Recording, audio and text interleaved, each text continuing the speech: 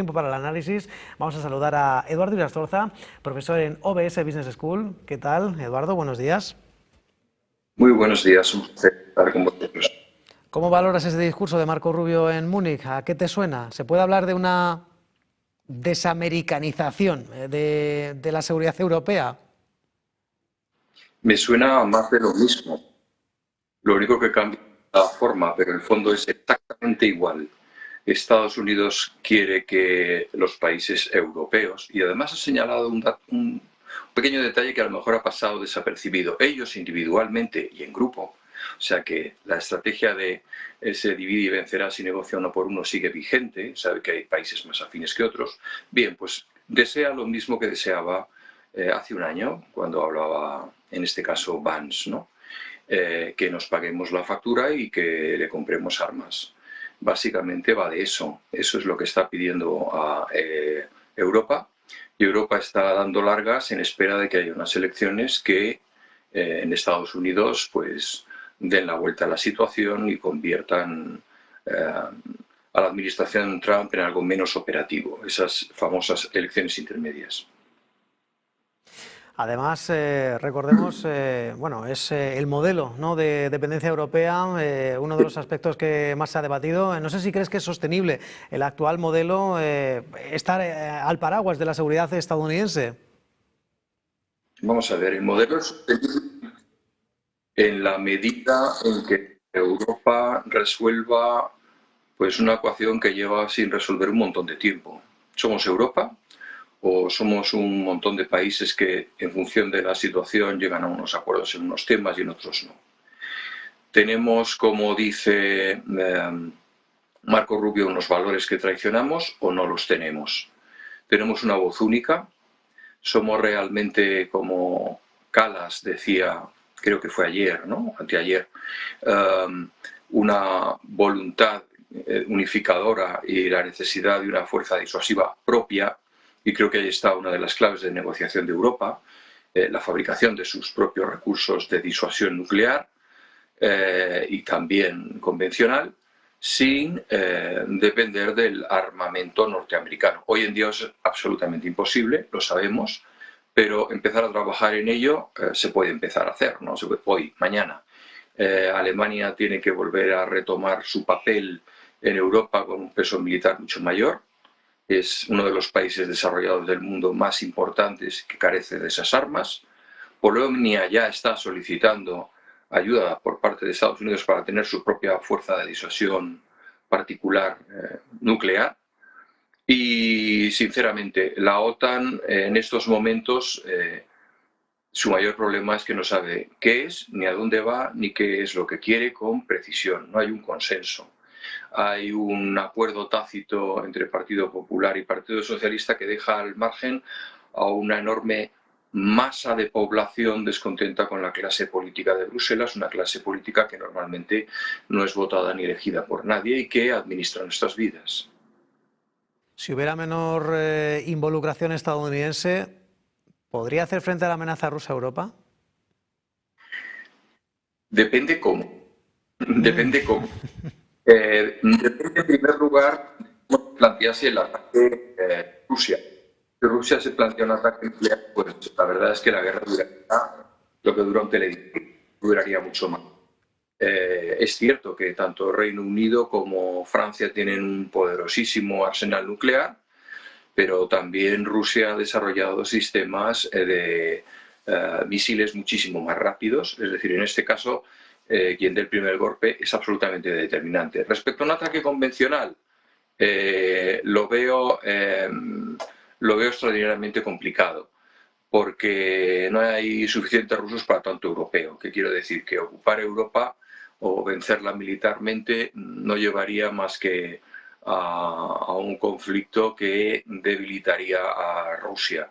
Yo creo que Rusia tiene sus intereses. Rusia quiere recomponer la Rusia eterna de Catalina la Grande, no el Estado soviético de Lenin y Stalin, sino esa gran Rusia, y sabe que eso pasa por hacerse con una parte de Ucrania. Tampoco creo, y así lo han declarado muchas veces importantes políticos rusos, que Rusia quiera toda Ucrania, al contrario, sabe que existe un conflicto larvado ahí, latente, que es Ucrania 2.0, en el cual hay países en el entorno, como puedan ser aquellos con los que se va a reunir en estos momentos Marco Rubio, como pueda ser Hungría, como pueda ser Rumanía, como pueda ser Polonia, que perdió una enorme parte de su territorio y también sufrió muchísimas bajas durante la ocupación soviética, después de la Segunda Guerra Mundial, cuando se cambiaron las fronteras, que reclamarán su parte en esta cuestión. Entonces, pues Ucrania será lo más parecido a Austria después de la Primera Guerra Mundial, un pequeño estado sin salida al mar, rodeado de nuevas naciones y repartido entre los que le rodean. ¿Y qué mensaje crees que le llega a Rusia o cómo debe interpretar Moscú el hecho de que se esté fijando un calendario político para la adhesión de Ucrania a la Unión Europea? Todo esto en un contexto de guerra y de negociaciones. ¿Qué señales crees que le llegan o cómo lo puede interpretar Moscú? Bueno, Moscú sabe que ya hay voces dentro de la Unión Europea, nos guste o no nos guste, y Fico lo ha dicho, lo acabamos de ver, ¿no? Dice, Ucrania tiene que entender que no va a ser parte de la Unión Europea hasta que no cumpla los requisitos que otros hemos cumplido para que nos den acceso. La verdad es que los requisitos de los últimos adheridos a la Unión Europea han sido tan exigentes como los que en su momento tuvo que cumplimentar, por ejemplo, España cuando se adhirió a la entonces Comunidad Económica Europea. Pero Ucrania es que está a años luz de tener una situación que le permita funcionar con euros e integrarse. Y yo creo que eso lo tiene claro Fico, lo tiene claro Orbán, lo tiene claro Tusk, lo tiene claro muchísima gente y hay que entenderlo así. Por otro lado, lo de formar parte de la OTAN, eso ya, olvídate. Rusia no va a permitir otro país de la OTAN con frontera a su territorio, y mucho menos una Ucrania que ha adquirido una experiencia militar tan sofisticada durante estos 4 años de guerra. Hoy por hoy, Ucrania, a pesar de la enorme cantidad de bajas que tiene, es quizá el ejército mejor preparado para hacer frente a Rusia en una guerra convencional. Bueno, y otro de los focos de esta semana, Eduardo, esas negociaciones nucleares entre Estados Unidos e Irán, de momento en el ámbito de los mercados, que también nos dedicamos en negocios a hablar de mercados. Muy estable el precio de las materias primas, del crudo, pero es cierto que las tensiones ahí se siguen latentes, con 2 portaaviones en Oriente Medio como mecanismo de, bueno, pues de presión sobre Irán. Hay muchas demandas de Benjamín Netanyahu. ¿Expectativas para esta nueva ronda? ¿Algún paso significativo en las negociaciones? Bueno, antecedentes. Netanyahu va por el Gran Israel, lo tiene clarísimo. Ya ha habido quejas respecto a los asentamientos en Cisjordania, lo acabáis de señalar hace 20-30 minutos en esta misma cadena. Es decir, ese objetivo lo tiene perfectamente trazado. Esos antecedentes. 2, y más importante de todo, Estados Unidos está metido en 2 guerras que no quiere estar. De ninguna manera quiere estar. Una es la guerra de Ucrania y la otra es el conflicto con Irán. ¿Qué puede hacer con Irán? Pues, hombre, es que se encuentra exactamente en el mismo punto que en Ucrania. O intervengo militarmente o sigo dando voces. Y es lo que está haciendo. ¿Llevar otro super portaaviones? Pues bueno, es incrementar la, entre comillas, presión que recibe Irán, que no nos ve ni de lejos, ¿no?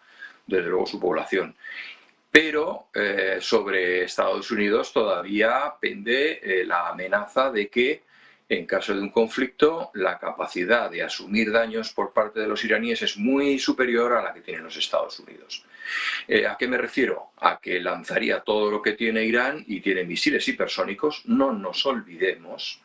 Lanzarían misiles hipersónicos no solamente a Israel, que eso sí, lo dejaría como un erial, sino, si puede, desde luego, si no le funciona el escudo antimisiles israelí. Ya vimos el último conflicto que no siempre funcionaba, pero es que Estados Unidos se va a quedar sin bases, es que se las van a volar todas las que puedan, con lo cual habría muertos. Y Trump no es nada partidario de devolver con ciudadanos metidos en bolsas de plástico a su país.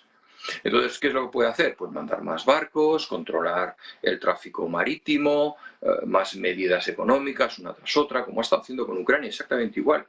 Pero tiene esas dos guerras de las que quiere salir como sea, porque se puede encontrar con la tercera, que es con el conflicto de Taiwán, un tercer conflicto, en el que ya pues, serían demasiados frentes para la administración Trump. Y en este caso el conflicto con China es el serio, es el mollar, ¿eh? No es ni Irán ni es Ucrania, es China.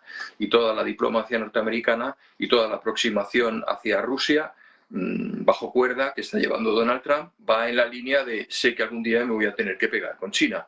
Y creo que Putin, tú también, porque algún día los chinos reclamarán la parte de territorio que tú ocupaste después de la Segunda Guerra Mundial y tienen un problema demográfico futuro y hay tierras muy ricas en Manchuria y deberíamos estar de la misma parte.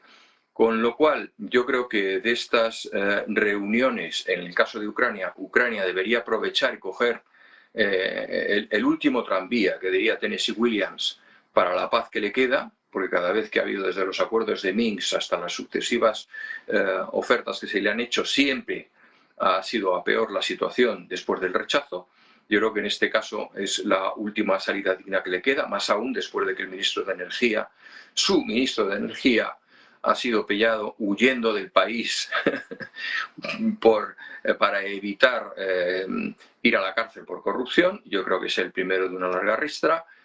Con lo cual yo creo que Ucrania sí debería recoger el guante y Estados Unidos pues debería conseguir que el reloj se parara en el conflicto de Oriente Medio entre Irán e Israel para ganar tiempo esperando que las posturas más radicales de Israel pues se atemperen, aunque siga siendo el aliado indispensable y además vocacional de Israel en la zona, Estados Unidos, pues lo que quiere es aflojar un poquito el gas, porque es que está bulliendo el agua en la olla, ¿no? Y eso puede reventar en cualquier momento.